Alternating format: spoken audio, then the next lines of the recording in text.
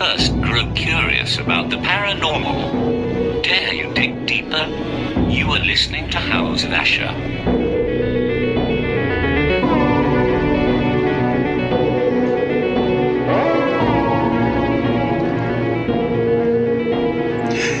And welcome everybody to the House of Asher. I am your host, Steve Asher, and this is actually episode 103, and we're kind of touching on something.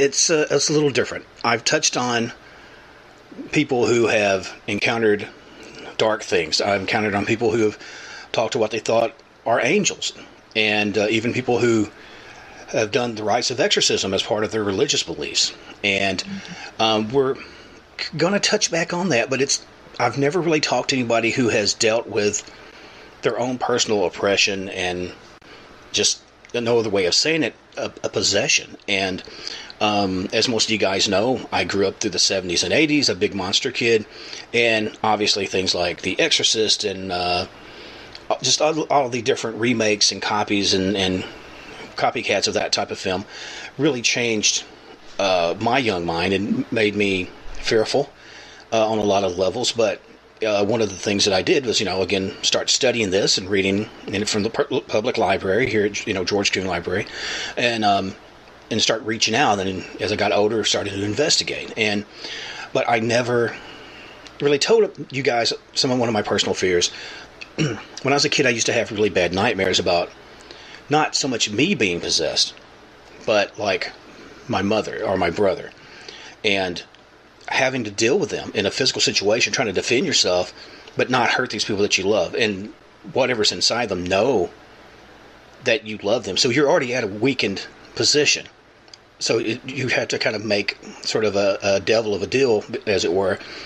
And I was lucky enough and honored to have a gentleman's path cross mine. And you probably know this gentleman from the Dead Files. And it's a really interesting story, and we'll touch on that, as well as sort of the build-up to a lot of the stuff that was going on. But let me go ahead and welcome Keith Ottersberg. Welcome to the show, Keith. Hey, thanks a lot, man. Appreciate you having me on. Totally, man. And, it's so strange. It's like, hey, welcome to the show, man. So tell me about this, things that were trying to obsess, to oppress you. I have to wonder, like, okay, let's say at the end of this, I want to know what's your takeaway. But obviously, I would assume this was a slow process. Can you give like a little bit of a background on kind of who you are outside of that whole issue? Because I want people to know the person behind the phenomenon or the person behind the story, if you don't mind. Okay. Yeah, no problem. Like you said, Keith Ottersberg's my name. I'm 49 years old. Been married twice, have 2 kids, grandkids. I manage an auto parts store in Beatrice, Nebraska. It's a Napa store. I've been there for 22 years now. Typical guy, like hunting, fishing, beer drinking, the whole 9 yards. Okay. That's pretty much. Yeah, you sound like just a, average Joe. And that's the thing, people, and even I get caught up if I'm not careful. Again, growing up through all the old Hammer films and all that different stuff, I kind of knew I had heard about the story, and then had seen the episode and stuff that you were on with Dead Files, and it was like, it shocked me how normal you were. And that's not an insult, but it's just sometimes people don't wash as well coming through something like that. Sometimes, yeah. And I don't want to sound like, his soul was stained, but you know what I mean? It's sometimes people don't just, walk it off. You heard the expression, you felt, hey, man, just walk it off, man. Be a guy, just walk it off. But, Yeah, I've heard that. And you can't do that. You can't just walk it off. When you go through something like what we're going to be talking about, I mean, it affects everything about you, your body, your mind, your spirit, everything. And not just you, your friends, your family, everybody. Well, and it seems, like you said, exactly that it's so nefarious that it's not even so much what you could do. I mean, if I was in a situation, God forbid, that I felt that I was oppressed or possessed by some sort of outside force, if I knew at the end of the day I could walk, or not, it ended me or whatever, but my family was okay. That's a totally different thing. But it rots everything connected to it would sound like. Yeah.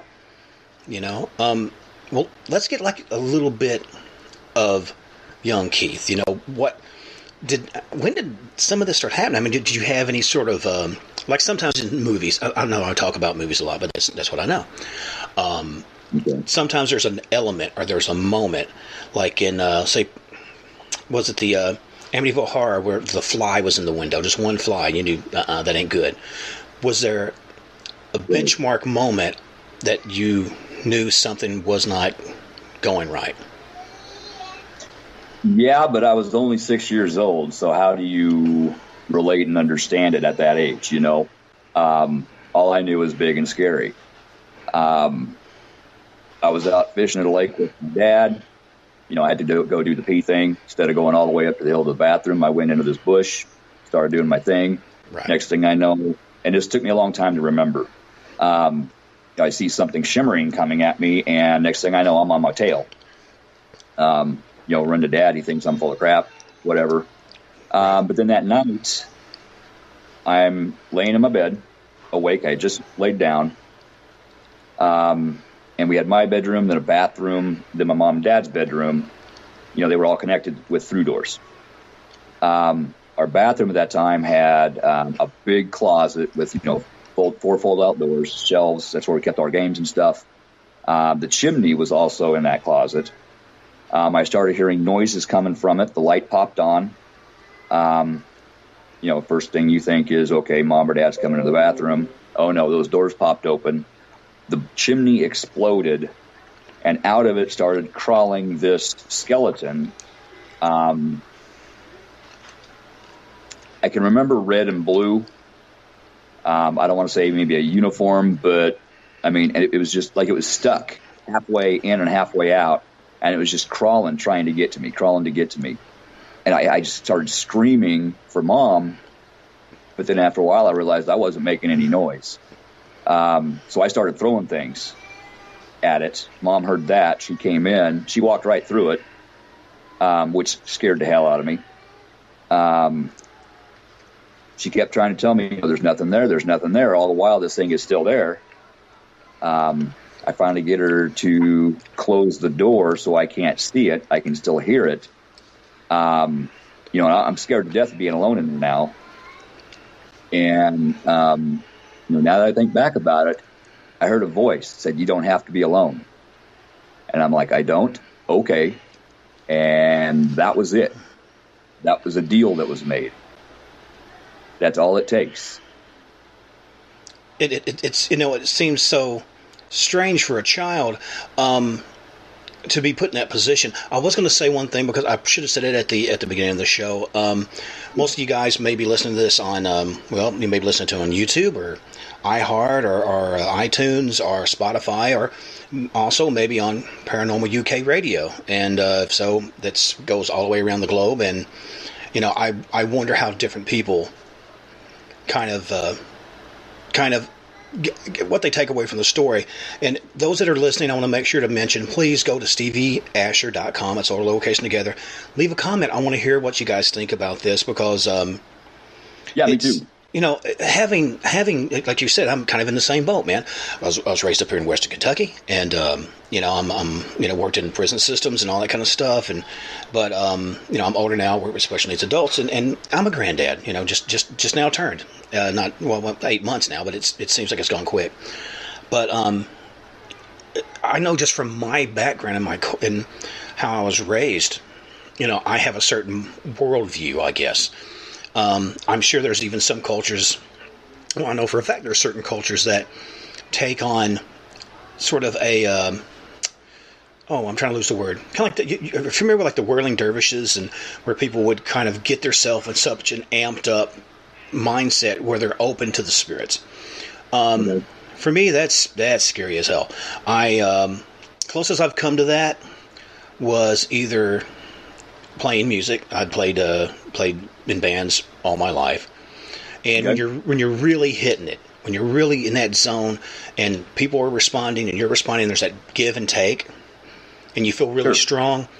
That, or maybe the few times I come out on top in a fight, and you just feel invincible. You feel really more than yourself. You get that adrenaline going, and man, you got it. Right, but the thing is, it's sort of different because this thing is sort of using your juice. It's not that you draw on something. I mean, when this happened, which we'll get into the whole skeleton thing in a minute. That's a freaking whole nother level. But did you find, as part of your agreement, because you always hear people like, I made a deal with the devil because I want to be wealthy, or I want to be talented, or I want there's a payoff, or there's something. They'll get your soul when it's done, but during your life you'll have X amount of this and that. Did you discover you had maybe like second sight or any sort of abilities after not this? At that not at that time. That didn't come till much later, and I'll get into that. But you mentioned the deal and everything. After that, I never had to live alone until this year. Until we got rid of this thing, I never had to be alone. Wow. So that's an interesting point that I wanted to throw out there. Well, I mean, that's really, really kind of rare, and it's one of those things that coming through relationships, I'm still on my first. Hopefully I'll be on my first a long time in regards to marriages and stuff, but who knows, right? But it's one of those things that it surprises me, because I would think that you would either go one way or another. You would either be so busy and you're mindful of this and that because you're living the great life, or you got whatever you really wanted. But it doesn't seem like there was a point where, hey, I'll give you this for that. It just sort of like, it seemed like it just sort of railroaded you and really took advantage of you in your youth. It tricked me. Yeah. Is what it did. Well, let me ask you, this particular home that you're in, when you said like the chimney exploded and this thing come out, and you're talking about it's coming down into the room. Was this, because I get jumbled on details, was this like a human type skeleton? Was it an animal? Was it a combination of the human. both? Okay. Human. It was just articulated and wanting to get you, it sounded like. Yeah. I mean, I'm sitting here playing the video of that event right now in my head, over and over and over. That's how well I finally got it remembered. Did I'm usually I'm not at a loss for words, but this kind of really hits home with me, because I would have freaked the hell out. I would be in therapy to this day, or a rubber room, and I'm not making light of the situation, Yeah, but what the strange thing about that is, I totally get that point. The next morning after I woke up, the bathroom was perfectly fine. There was nothing wrong with it. However, there were game pieces in my room on the floor from the closet. Okay, is this going to like spell out you'll die or something like that, or was it like Monopoly pieces or something? They were just laying there, and they weren't there the night before. Oh, okay. The closet pretty much exploded, the chimney exploded, and that's where we kept all of our games, our Monopoly games, Risk games, all those types of games. Right. And there was some little Monopoly pieces on the floor in my room the next morning. Right. But the bathroom was perfectly fine, and I really didn't have an issue after that. Now, come to think of it, after that, the attic, I never wanted to go into the attic. You open the door and it's just blacker than black up there. I never went up there.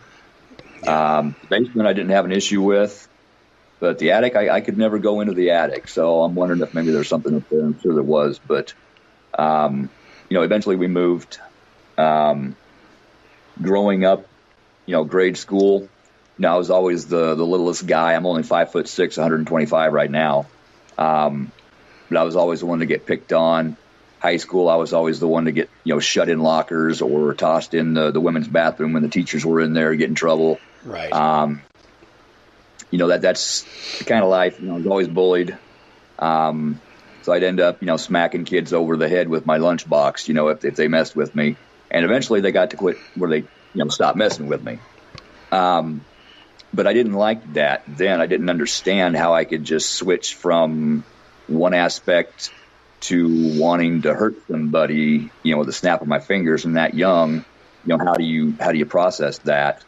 And going through high school, I couldn't really keep a girlfriend, and I went back to a couple of them in particular, and sat down and talked with them and explained this, after they watched the show.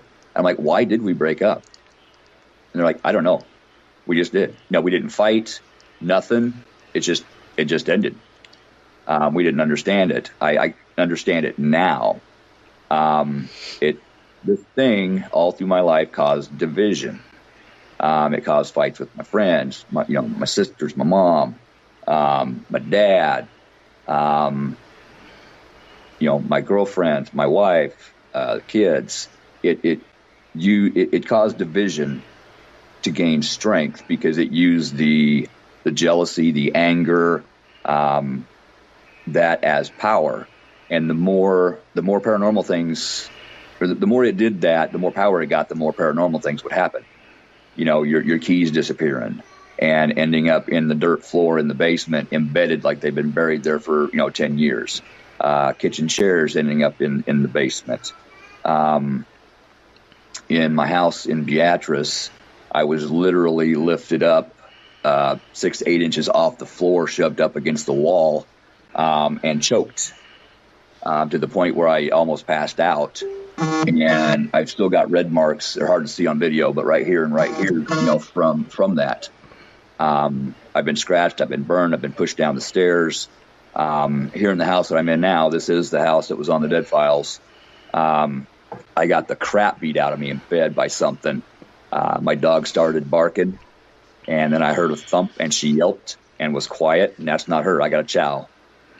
Oh, yeah. And I start to get out of bed, and this big black huge thing just rushed up the stairs into the bedroom, jumped on me, and just started waylaying. I couldn't move. I was pressed into the mattress. I know about, what do they call it, sleep paralysis. That wasn't it. I was wide awake. And it's literally knocking the crap out of me until I could finally get my arm free, and I swung through it, and it disappeared. 2 weeks later, the same thing grabbed me by my hair, pulled me out of bed, dragged me down the stairs, and threw me on the living room floor.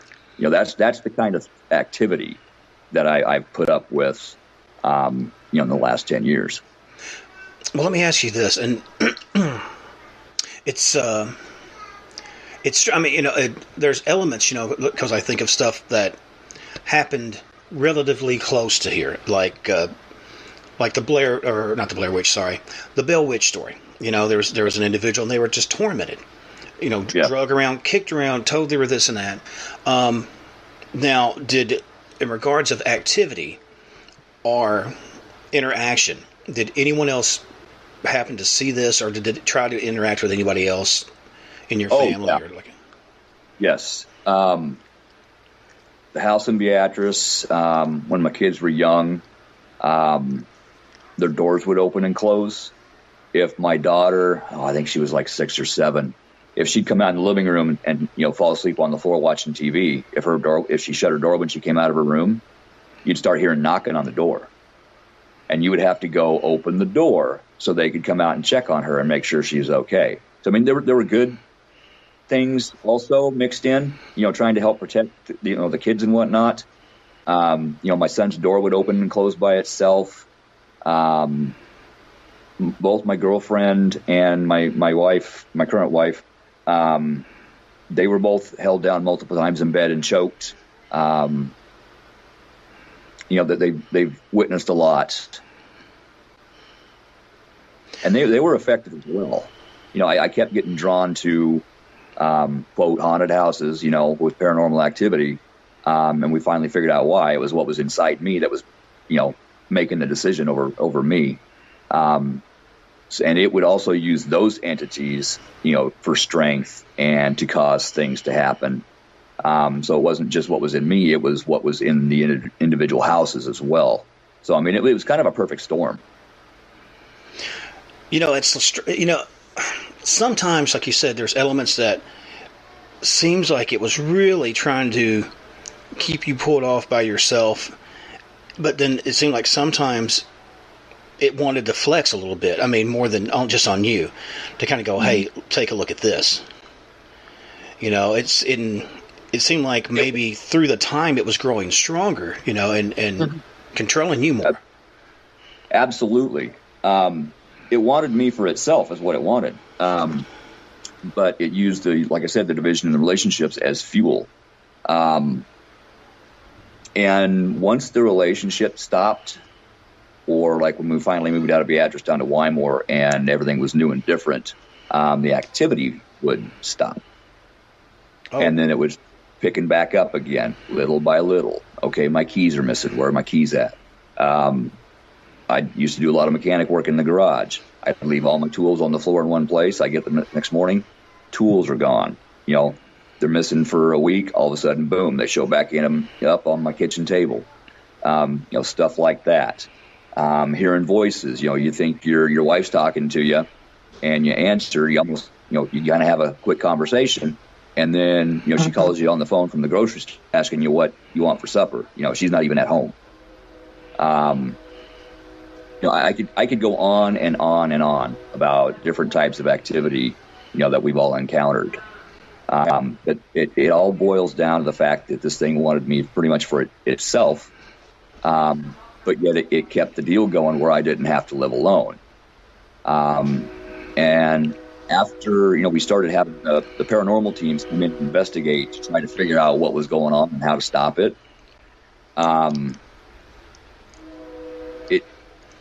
We figured out it kind of felt me getting a little stronger because I was fighting more against it, and it didn't like that. It started to affect things more. Things got violent in relationships. Something I'm not proud of, but I got to put that out. But we also figured out that both of us were affected. It wasn't just me, it was us. I'd walk in the house and I'd get my tail chewed out for, a pencil that was on the table this morning, but yet it's not for now, and it would, turn into a full-blown argument over nothing. And it should have just been the case before. Well, it sounds, obviously the pressure continuing, more and more stuff, more and more division. It sounded like a tinderbox. It was gonna go. It's just a matter of when. When it went, it was a nuclear explosion. I'm not gonna lie to you. With my first wife, I destroyed my house. I woke up at 3:00 the next afternoon, and I literally thought there was a tornado. I went out to check on my neighbors to see if they were okay because I thought a tornado came through. Guess what? I was the tornado. Well, I know you'd mentioned different teams coming in and this like that. Before getting outside help, did you try to do, maybe, you said you're not particularly religious, but maybe spoke to somebody about blessing the house, or did you try to sage the house? You always hear people talk about saging this and that. At the time, I didn't know about those things. I wanted a quick fix. I just wanted everything to stop.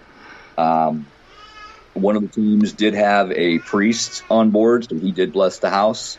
Made things worse. Made things a lot worse, actually. Yeah. Now I know about all that stuff, but back then I didn't. Right.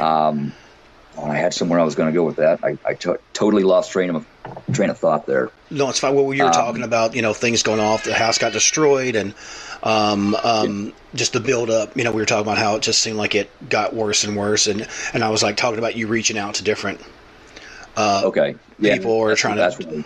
Yeah. Anyway,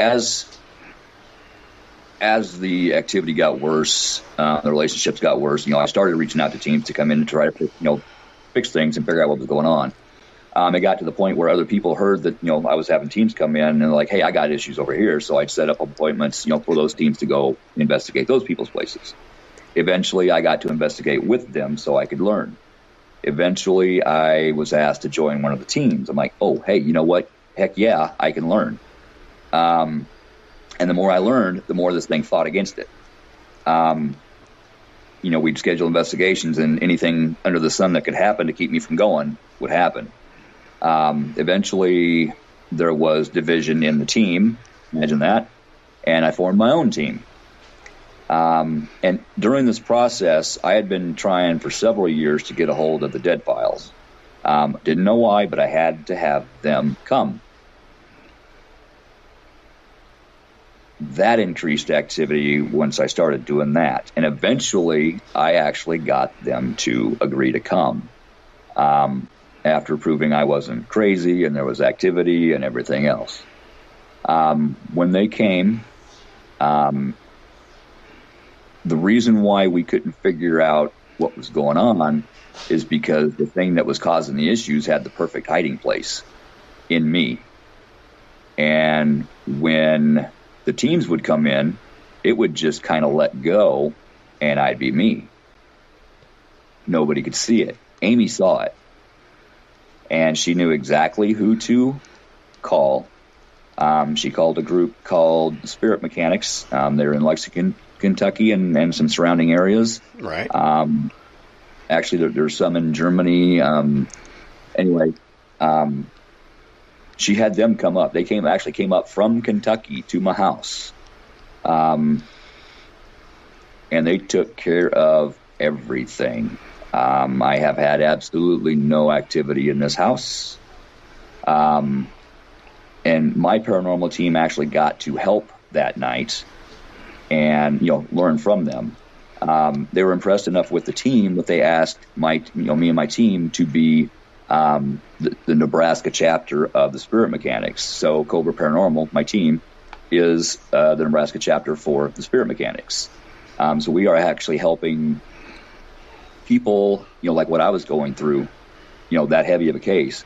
We're helping them, get rid of their issues and, hopefully get back to a normal life before, their relationships are ruined. Well, and that's good. I mean, that's the right mind frame for this type of work. I mean, I tell people, because like I said, I've been doing stuff with the Caldwell County Paranormals, which is our local chapter of investigators and stuff. It's about, like you said, it's about alleviating worry and stress and pain of people. I mean, it's not. I don't want to act like I'm not trying to be as high-minded like it's a ministry of sorts, but I guess in a way. I mean, if you care about people and your end thing is to make sure that these people can sleep in their rooms, the kids aren't huddled up in the living room, everybody scared to go to the rooms, that's a devastating way to live. And absolutely. Right. Which, I mean, I won't get too deep in it, but sometimes people are like, oh, this is a good photo op, or this is a great way to we get that new series or my new book's coming out. And I say that being a writer myself, but you don't necessarily want to pimp out a person's misery. Right. And I'm actually writing a book myself about my life, but it's to try to help people understand what they're going through, why, and how to fix it before, like I said, before it's too late. I want to help families and kids and parents and brothers and sisters and uncles and cousins and friends. It's so funny too, because it's like, you always hear the, pea soup spitting, whatever, the guy coming in, I'll cast you out and blah, blah, and all that. And I'm sure there's elements of that. But it usually doesn't come from, this is what I felt. This is how helpless I felt. I tried this and that. And because you probably may have done stuff that only made it more peed off and didn't help at all. Yep, absolutely. You try to fight against it and it gets ticked. And as I was learning about the paranormal, about how to take care of issues, it started getting scared because it knew I was getting stronger, and eventually I would hit a point to where I'd be able to get rid of it. And it didn't like that. So it started doing things to essentially try to take me out. And then it was just going to find a new host. In fact, Amy even said on the show, she sees a murder-suicide in the future if we don't get things taken care of. Once we got all this taken care of is where you mentioned gifts earlier. That once I got rid of this thing, I kind of gained something and I lost something. I gained some gifts, but I also lost memories. Once this thing got taken out of me, half my life was gone. Half the stuff I learned in school. I used to be really super good on the saxophone. I still got one. Now I can play Mary Had a Little Lamb, and that's about it. So I've got to reteach myself things. My handwriting was different. My voice is different. My eye color is different. My face is different. My mannerisms are different. Having this thing in me from the year, 6 years old till I was 49, I didn't even know who I was at that time. I've had to relearn who I am. Well, it sounds like, I was just going to say, in a way, you were almost like a conjoined twin. You have to learn how to do without, even if that is a twin that's trying to kill you. But I'm sure you probably never missed the entity. But what I'm saying is the way it was, the relative, I won't say ease of it, but losing everything and then going back kind of to square one and relearning that had to be just traumatic. Well, and that's it. I did lose everything. My wife moved out. I lost a lot. And you mentioned, what did you just say? You mentioned me, not missing this thing. That is actually kind of a weird aspect. When you're influenced by the paranormal for so long, your mind gets used to the energies, your body gets used to the energies. It's just like taking a cocaine addict and taking his cocaine away from him cold turkey. You crave it. You want it back. Even though you don't want it back, your subconscious, your mind, it's like, okay, this is different. I don't like this. We got to get back to, quote, normal. You got to fight to keep it away, not to pull it back in. It's very easy to pull it back in, so you really got to watch yourself. And that's where, aftercare, just like in, AA or whatever, aftercare with the clients is very important. A lot of teams will go in and throw some sage around, which a lot of times just ticks them off. Sage is for everyday, negative energy cleansing. You come home from, a bad day at work, you imprint it on the house, you sage, that's what it is. Blowing smoke in a strong entity's face is like blowing smoke in a non-smoker. It's going to tick it off. Right. Shooting a BB at a booger. But it's just, exactly. They throw the sage around and then they leave and then they, give the people the evidence to record EVPs or whatever, and they go on about their merry way to the next one. We don't do that. We stay on a case until it's done, until everything is gone and taken care of. And then we continue to help these people. Well, it's obvious that the way that you've come through it, and I was going to say this as well, I would almost say there's a little touch of Stockholm Syndrome in there. How would it not be? This was a, I get, getting, that's like getting, instead of hating the one who kidnaps you, you start relating to the one who kidnaps you. Is that right? Yeah. Okay. Where, and especially from that young of an age, because I'm kind of blanking on what the end result of this entity was, but if it was something that was very old, it was in sort of a mentoring element, as twisted as it was, but almost like kidnapping a child and teaching them how to fight or teaching them how to steal and rob. The life was not what you wanted, but it's what you knew, and you look to that for, especially like defending yourself as a small kid. It was actually protective of me.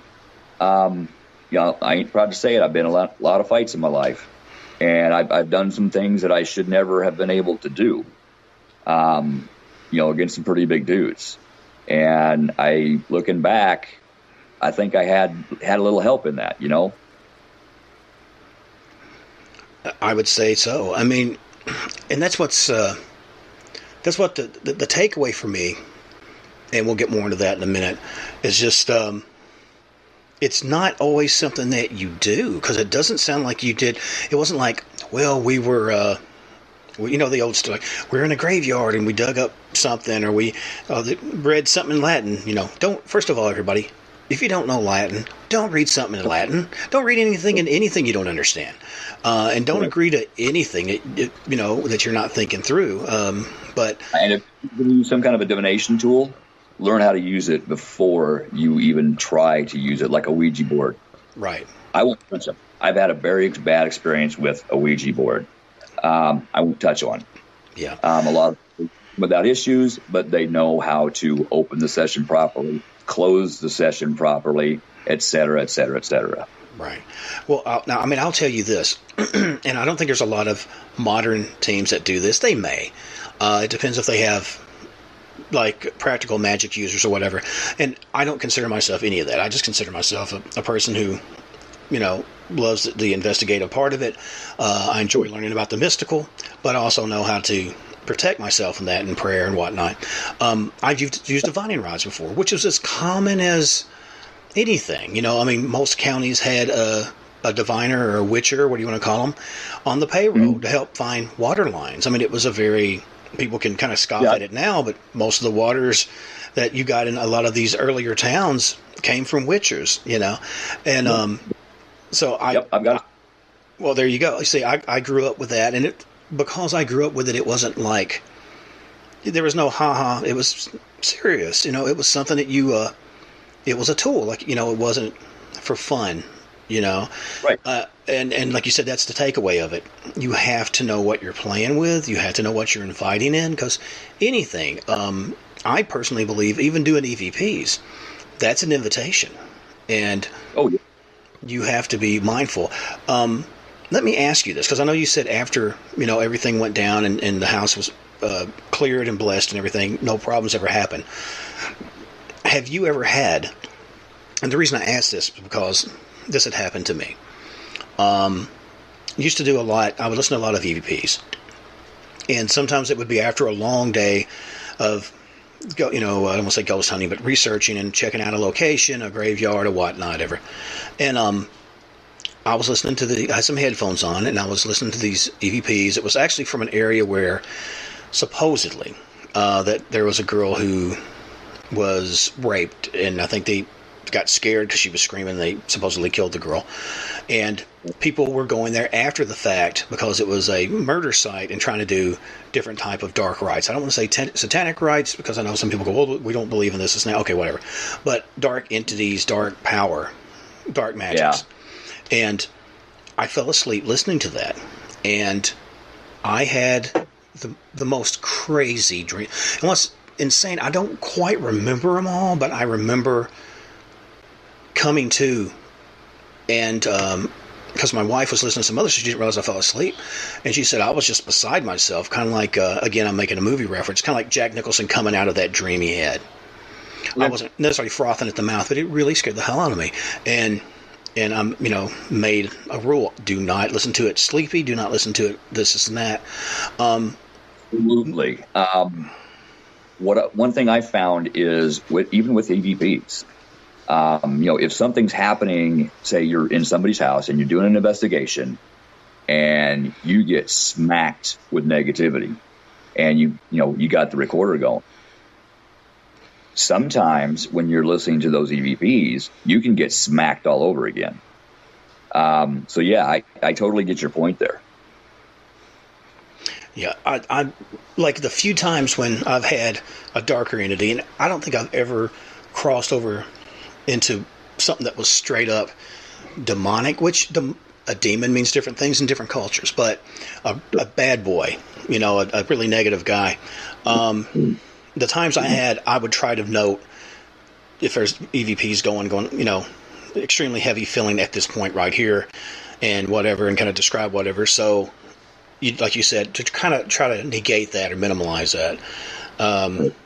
So, I mean, and that's just, like you said, just odd things that you pick up.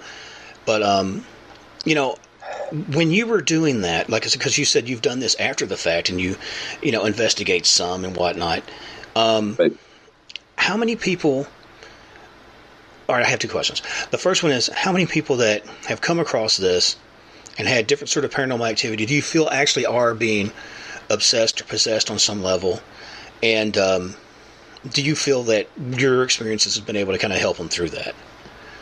Oh, my experience is helping? Absolutely. Absolutely. Like I said, the mechanics helped me. They're still helping me.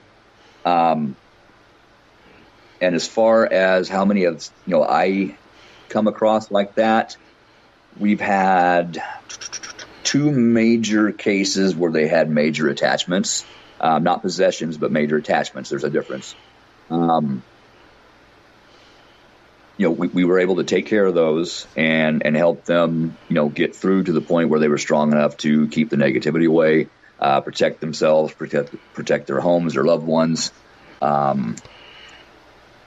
We've got another major case coming up Sunday. I mean, this one could be straight up dead files. 3 different properties, 3 different people. It's going to be a big case. We may have to go back a couple times, but we're going to get the thing done. Do you feel, another thing that I'm wondering too is, you always, again, and I'm not trying to over dramatize or whatever, Hollywood it, but do you feel now that, let me explain this. Grew up on the old Art Bell show, the old Coast to Coast show, and you would have guys like Father Malachi Martin and people like that, and they always talked about once that you've seen the face of evil, once it's touched you in some which way. I think he may have actually used the word that you are stained and marked, where you stand out.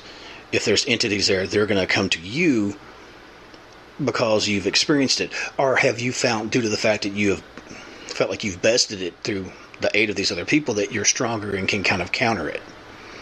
I can counter it. Okay. I can counter it, with what I've been taught. But I have noticed since then I do have an affinity to seeing, hearing, feeling more of the negative aspect of this field, if that makes sense. No, I mean, it makes sense. I mean, you'd mentioned hunting, or as we say here, hunting, because we are in Western Kentucky over here. But it's just like you take a person down a trail, or let's just take you out in the woods. One person says, "What do you see?" I said, "Well, a bunch of trees, or I see the woods, or whatever. Do you hear anything? Do you smell anything? Whatever. Their senses are kind of to a simplified region. Someone who's a hunter goes, okay, you can see how there's a certain beaded path. You can see where they've rutted on trees. You ever seen like some comedies? A guy walks in, there's like there's urine, it's like, or scat, and he like tastes it, like, yeah, it's a bear. He's been here like 10 minutes ago.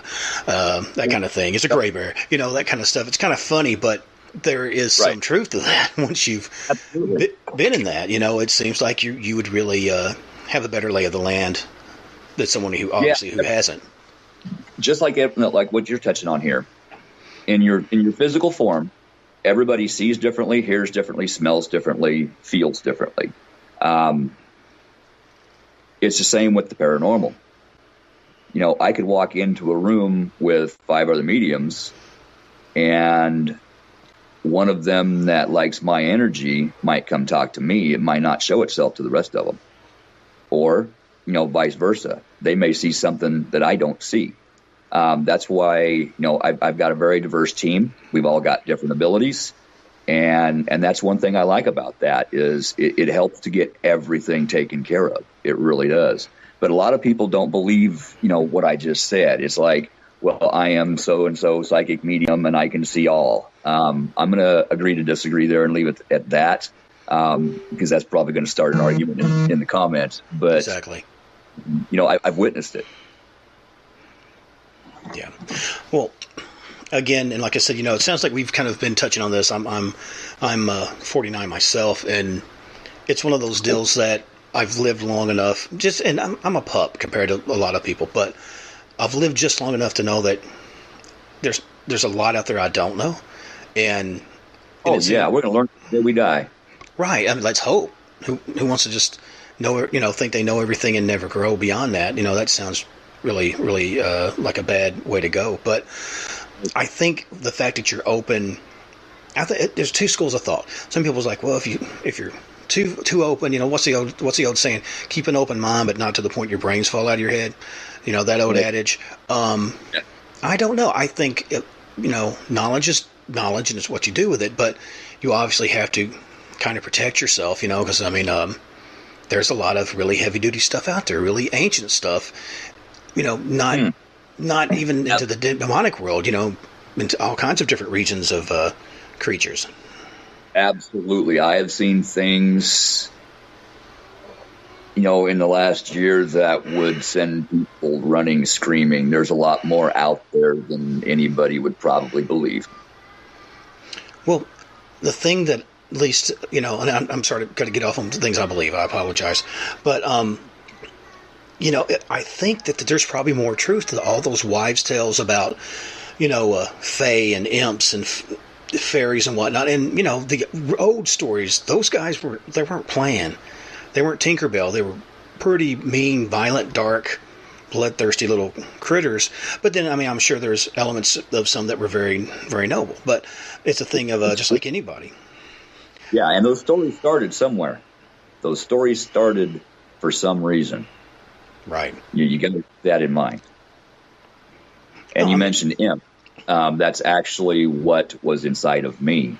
And for those of you that don't know what that is, think of like Dobby off of Harry Potter, only supersize it. Like jacked on roids. Right. Not a demon per se, but demonic in its thinking. So that's what was inside of me.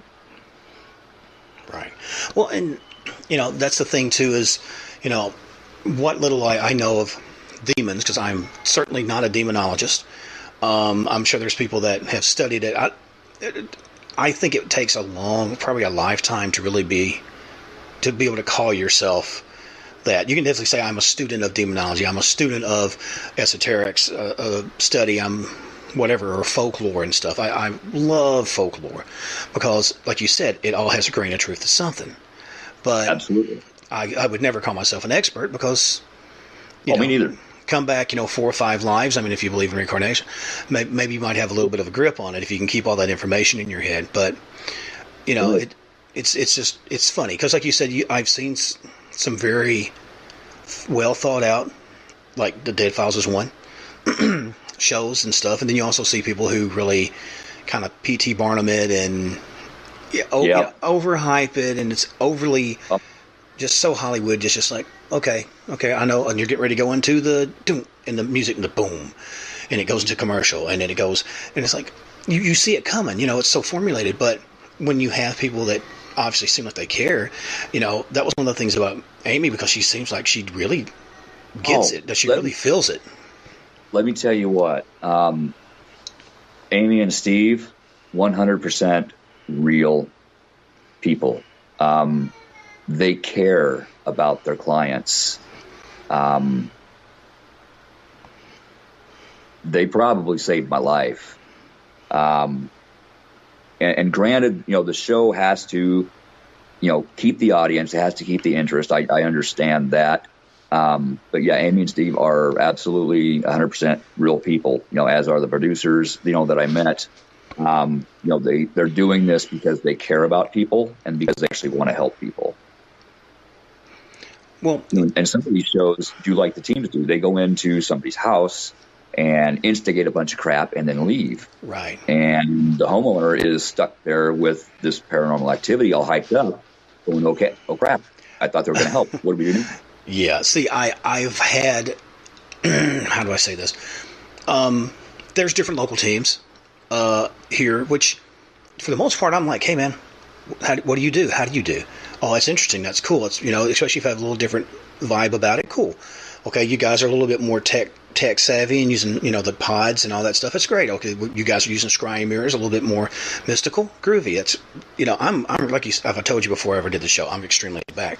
As long as you're not stomping on somebody else's beliefs or whatever, or instigating, like you said, or setting up fake data and stuff like that. No, absolutely not. Yeah. I'm dead set against that. Yeah, but that's the thing is that a lot of times, like you said, is especially on shows, it's a ratings game. But and it's not. I used to joke and said I would like to do almost like if this is Spinal Tap, but for ghost hunters, and be like, the episode, where whatever you waited 25 minutes for Barry, the one guy with the cables for the cameras to show up, or whatever, the episode where nothing happened, or whatever, or somebody went behind a tree and wiped their hind end with freaking poison ivy. The stupid stuff that sometimes does happen, but because a lot of times you go to a place doesn't mean it's necessarily going to be haunted, especially if it's sort of a code investigation. You don't know much about it. And we prefer going in, if we're doing a cleansing, we want background information naturally, but some clients want cleansings, want everything to be gone. Some people just want an investigation, to see if we can catch evidence. That's, in those cases, we walk in there and it's like, okay, let's see what's here, and let's regroup, have a discussion. That way we know what to set up, where to set it up at, and then we can get the best evidence for them. Have you ever ran across this? And I know we're kind of talking shop, but have you ever been somewhere, and don't get me wrong, my studio has Kochak the Night Stalker and Trilogy of Terror with that little creepy, little African creepy doll, and all kinds of different stuff from different horror movies and this and that and whatnot, and Vincent Price pictures and stuff on the wall. I'm a fan and I get it, but I've been at places where you go, well, this is going on, and either it's not going on, and they're mad. They're like, man, no, that's not a rattling pipe. I won't believe it. Or they've turned around. It's like, something's going on. It's not particularly good. Do you want us to try? No, don't leave it alone, man. No, we like that. And it's, almost like they're slightly obsessed already with it. Yeah, I have. We've had cases where, we figured out that the slamming door is from somewhere in the rest of the house, somebody shutting another door, it created a vacuum and it would pull the door shut. Right, like a cross almost. Oh, yeah. Yeah. Yeah. Lights flickering. Okay. They got demons. No, you got a faulty light switch. Let's fix it. Right. Check your fuses. 10 minutes later, the lights don't flicker anymore. So that is a real thing.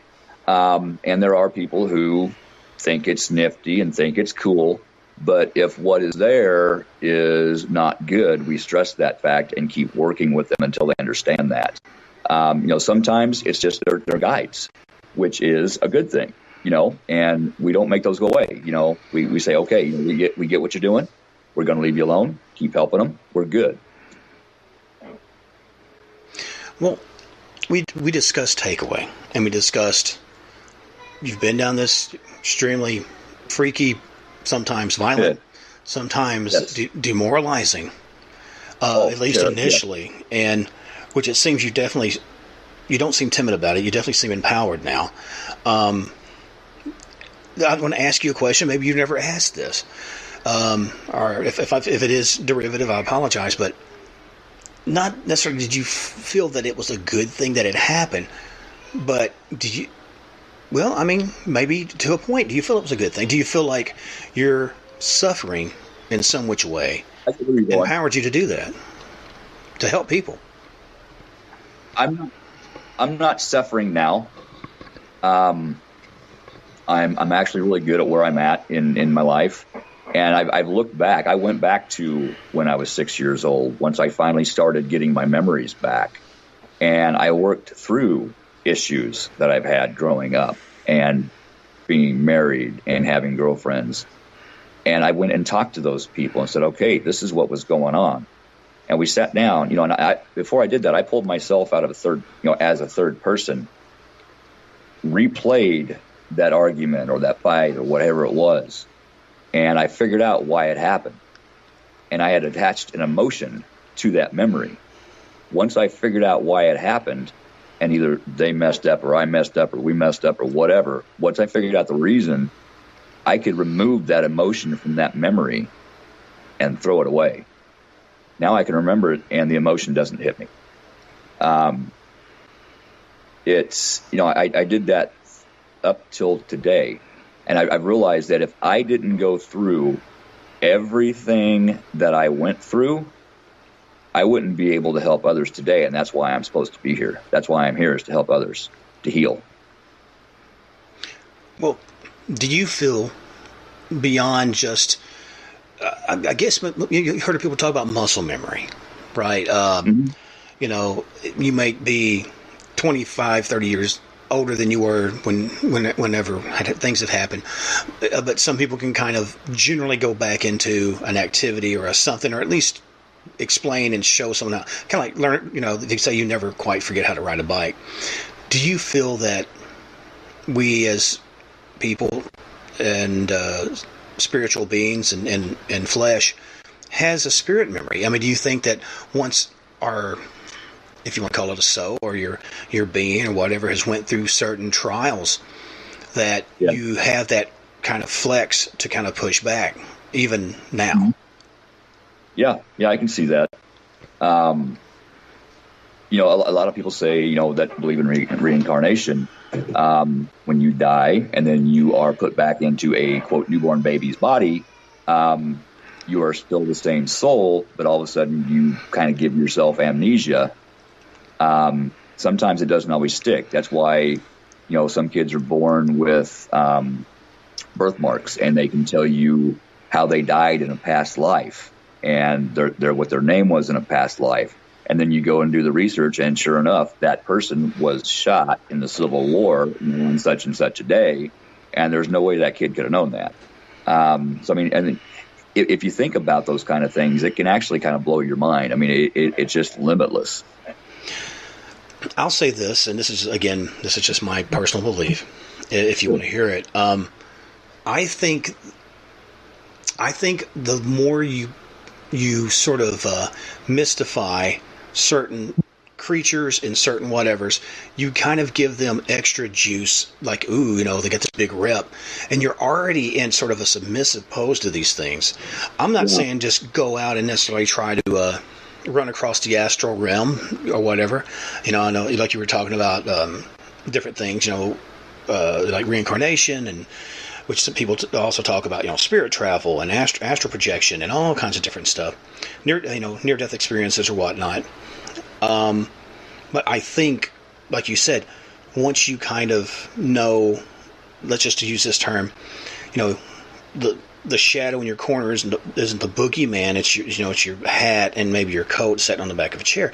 Once you know it's not that, or it really can't do anything to you without your permission, it's empowering, and I think it's what people need to take away from it. Yeah, and the more fear you show something, the more you empower it. The more you stand your ground, the less the less power it has over you. Right. No, I would agree. Well, Keith, man, I thank you for being on, and I definitely want to get you back on when you get your book going. And okay. If you want, man, I'm going to do a quick outro, and I'm going to talk to you in just 1 second off air. Sounds good. All right, buddy.